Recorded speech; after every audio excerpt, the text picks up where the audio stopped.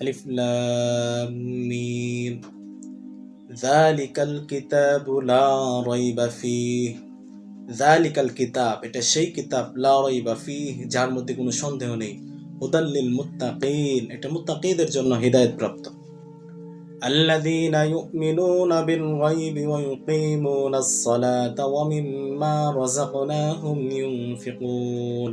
الذين يؤمنون بالغيب, যারা গায়েবের প্রতি ঈমান আনবে, ويقيمون الصلاة, এবং সালাত আদায় করবে, নামাজ আদায় করবে, ومما رزقناهم ينفقون, এবং আল্লাহ রাব্বুল আলামিন যা দান করেছেন তা থেকে ব্যয় করবে, খরচ করবে, অর্থাৎ আল্লাহর রাস্তায় দান করবে।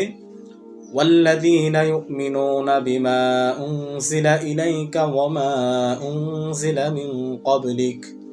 والذين يؤمنون, যারা ঈমান আনবে, বিমা উনজিলা ইলাইকা, যা আপনার উপর নাজিল করা হয়েছে, ওয়ামা উনজিলা মিন ক্বাবলিক, এবং আপনার পূর্ববর্তীদের উপর নাজিল করা হয়েছে, অর্থাৎ আসমানি কিতাব 104 খানা কিতাব সহ তাওরাত, জাবুর, ইনজিল, কোরআন, যা কিছু পূর্ববর্তী নবীদের উপর নাজিল হয়েছে সব কিছুকেই আমাদের ঈমান আনতে হবে, সব কিছুর উপর আমাদের বিশ্বাস স্থাপন করতে হবে।